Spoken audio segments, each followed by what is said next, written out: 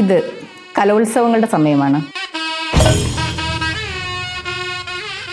The stage is bright, the costumes are beautiful and talent is everywhere. പക്ഷേ നമുക്ക് ചുറ്റും നമ്മുടെ സ്ക്രീനിലും ഒക്കെ നമ്മൾ കാണുന്നത് എന്താണ്? ക്യാമറയ്ക്ക് മുമ്പിൽ പൊട്ടിക്കരയുന്ന കുട്ടികൾ, മാർക്സിൻ്റെയും പോയിൻറ്റ്സിൻ്റെയും പേര് പറഞ്ഞ് പരസ്പരം കലഹിക്കുന്ന അധ്യാപകരും രക്ഷിതാക്കളും. എൻ്റെ കുട്ടിക്കാണ് ശരിക്കും ഫസ്റ്റ് കിട്ടേണ്ടിയിരുന്നത്. മത്സരം കണ്ട എല്ലാവരും അതുതന്നെ പറഞ്ഞു.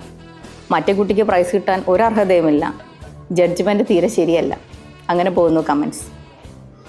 കല മനുഷ്യരെ പരസ്പരം ഒന്നിപ്പിക്കാനുള്ളതാണ്.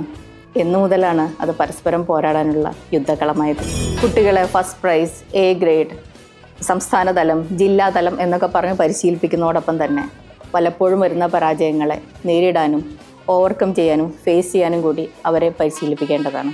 ചിലപ്പോഴൊക്കെ ജീവിതത്തിൽ നമ്മൾ എത്ര പരിശ്രമിച്ചാലും നമ്മുടെ എഫർട്ട് മുഴുവൻ ഇട്ടാലും ജീവിതത്തിൽ പരാജയപ്പെട്ടെന്ന് വരാം. പക്ഷെ അതിൻ്റെ അർത്ഥം നിങ്ങൾക്ക് ടാലൻ്റ് ഇല്ല എന്നല്ല.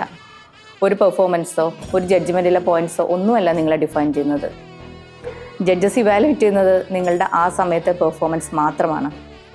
Not your journey, not your potential, not your future. പ്രിയ രക്ഷിതാക്കളെ, അധ്യാപകരെ, നമ്മുടെ ഉപദേശങ്ങളെക്കാളൊക്കെ ഏറെ നമ്മുടെ കുട്ടികളെ സ്വാധീനിക്കുന്നത് നമ്മുടെ പ്രവർത്തികളാണ്.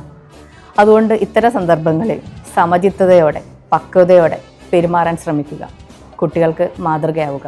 Let art unite children, not divide them. That's a real victory. Yes, that's a real victory.